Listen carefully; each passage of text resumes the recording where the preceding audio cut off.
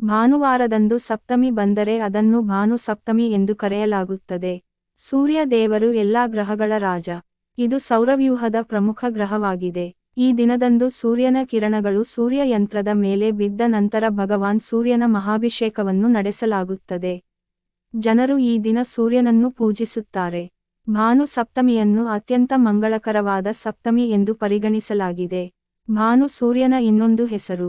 ಆದಿತ್ಯ ಹೃದಯಂ ಮಂತ್ರಗಳನ್ನು ಪಠಿಸುವುದರಿಂದ ಅನುಯಾಯಿಗಳು ಸದಾ ಆರೋಗ್ಯವಾಗಿರುತ್ತಾರೆ.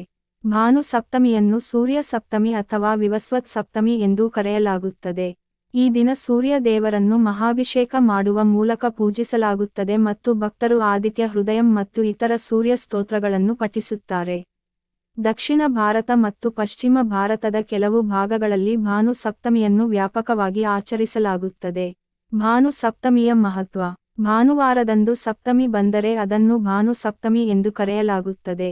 ಈ ದಿನ ಸೂರ್ಯ 7 ಕುದುರೆಗಳ ರಥದ ಮೇಲೆ ಮೊದಲ ಬಾರಿಗೆ ಕಾಣಿಸಿಕೊಂಡನು.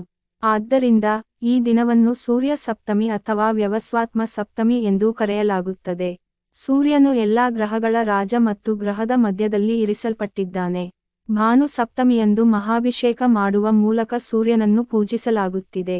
ಶಾಶ್ವತವಾಗಿ ಆರೋಗ್ಯಕರ ಜೀವನವನ್ನು ಪಡೆಯಲು ಸೂರ್ಯ ದೇವನನ್ನು ಮೆಚ್ಚಿಸಲು ಭಕ್ತರು ಆದಿತ್ಯ ಹೃದಯಂ ಮತ್ತು ಇತರ ಸೂರ್ಯ ಸ್ತೋತ್ರಗಳನ್ನು ಪಠಿಸುತ್ತಾರೆ. ಈ ದಿನದಂದು ಭಕ್ತರು ವಿವಿಧ ಕಾರಣಗಳಿಗಾಗಿ ಉಪವಾಸ ಮಾಡುತ್ತಾರೆ. ಜ್ಞಾನವನ್ನು ಪಡೆಯಲು ಮತ್ತು ಸದ್ಗುಣಗಳನ್ನು ಪಡೆಯಲು ಮಹಿಳೆಯರು ಉಪವಾಸವನ್ನು ಮಾಡುತ್ತಾರೆ. ವಿಧವೆಯರು ತಮ್ಮ ಮುಂದಿನ ಜನ್ಮದಲ್ಲಿ ತಮ್ಮ ವೈಧವ್ಯವನ್ನು ತೊಡೆದುಹಾಕಲು ಉಪವಾಸ ಮಾಡುತ್ತಾರೆ. ಸೂರ್ಯೋದಯಕ್ಕೆ ಮುನ್ನ ಸ್ನಾನ ಮಾಡುವ ಭಕ್ತರು ಗಂಗಾನದಿಯಂತೆ ಪವಿತ್ರರಾಗುತ್ತಾರೆ ಮತ್ತು ಎಂದಿಗೂ ಬಡವರಾಗಲು ಸಾಧ್ಯವಿಲ್ಲ ಎಂದು ನಂಬಲಾಗಿದೆ. ಆಚರಣೆಗಳು. ಸೂರ್ಯೋದಯಕ್ಕೆ ಮುನ್ನ ಜನರು ನದಿಯಲ್ಲಿ ಸ್ನಾನ ಮಾಡಿ ನಂತರ ಸೂರ್ಯನನ್ನು ಪೂಜಿಸುತ್ತಾರೆ. ಸೂರ್ಯನ ಕಿರಣಗಳನ್ನು ಸ್ವಾಗತಿಸಲು ಮಹಿಳೆಯರು ತಮ್ಮ ಮನೆಗಳ ಮುಂದೆ ರಂಗೋಲಿಗಳನ್ನು ಬಿಡುತ್ತಾರೆ. ಮುಖ್ಯ ಬಾಗಿಲಿನ ಮುಂದೆ ರಂಗೋಲಿ ಬಿಡಿಸಿ ಮಧ್ಯದ ದನದ ಸಗಣಿಯನ್ನು ಸುಡುತ್ತಾರೆ. ಸೂರ್ಯನ ಕಡೆಗೆ ಮುಖಮಾಡಿದ ಮಣ್ಣಿನ ಪಾತ್ರೆಯಲ್ಲಿ ಹಾಲನ್ನು ಕುದಿಸಲಾಗುತ್ತದೆ. ಹಾಲು ಕುದಿಯುವಾಗ ಅದು ಸೂರ್ಯನನ್ನು ತಲುಪುತ್ತದೆ ಎಂದು ನಂಬಲಾಗಿದೆ. ನಂತರ ಖೀರ್ ಗೋಧಿ ಮತ್ತು 12 ರಾಶಿ ಧಾನ್ಯಗಳಿಂದ ಮಾಡಲ್ಪಟ್ಟಿದೆ. ಇದನ್ನು ಸೂರ್ಯ ದೇವರಿಗೆ ಪ್ರಸಾದವಾಗಿ ಅರ್ಪಿಸಲಾಗುತ್ತದೆ. ಬ್ರಾಹ್ಮಣರಿಗೆ ಧಾನ್ಯಗಳನ್ನು ದಾನ ಮಾಡುವುದು ಬಹಳ ಫಲದಾಯಕವೆಂದು ಪರಿಗಣಿಸಲ್ಪಟ್ಟಿರುವುದರಿಂದ ಈ ಧಾನ್ಯಗಳನ್ನು ಬ್ರಾಹ್ಮಣರಿಗೆ ದಾನ ಮಾಡಲಾಗುತ್ತದೆ. ಭಾನು ಸಪ್ತಮಿ ವ್ರತದ ಪ್ರಯೋಜನಗಳು.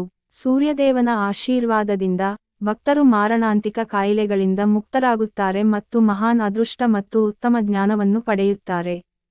ಭಾನು ಸಪ್ತಮಿಯ ದಿನದಂದು ಪವಿತ್ರ ಗಂಗೆಯಲ್ಲಿ ಸ್ನಾನ ಮಾಡುವ ಭಕ್ತರು ತಮ್ಮ ಜೀವನದಲ್ಲಿ ಎಂದಿಗೂ ಬಡತನವನ್ನು ಎದುರಿಸುವುದಿಲ್ಲ ಎಂದು ನಂಬಲಾಗಿದೆ. ಭಾನು ಸಪ್ತಮಿ ಪೂಜೆಯನ್ನು ಮಾಡುವ ಮಹಿಳೆಯರು ತಮ್ಮ ಮುಂದಿನ ಜನ್ಮದಲ್ಲಿ ವಿಧವೆಯರಾಗುವುದಿಲ್ಲ. ಭಾನು ಸಪ್ತಮಿ ವ್ರತವು ಆರೋಗ್ಯಕರ ಮತ್ತು ಸಂತೋಷದ ಜೀವನ ಮತ್ತು ಉತ್ತಮ ಸಂಪತ್ತನ್ನು ನೀಡುತ್ತದೆ. ಮಾಡಬೇಕಾದ ಆಚರಣೆಗಳು. ಈ ದಿನ ಕೆಂಪು ಅಥವಾ ಕೇಸರಿ ಬಣ್ಣದ ವಸ್ತುವನ್ನು ಧರಿಸಿ. ಬೆಳಿಗ್ಗೆ ಸೂರ್ಯನಿಗೆ ಈ ಮಂತ್ರಗಳಿಂದ ಅರ್ಘ್ಯವನ್ನು ಅರ್ಪಿಸಿ.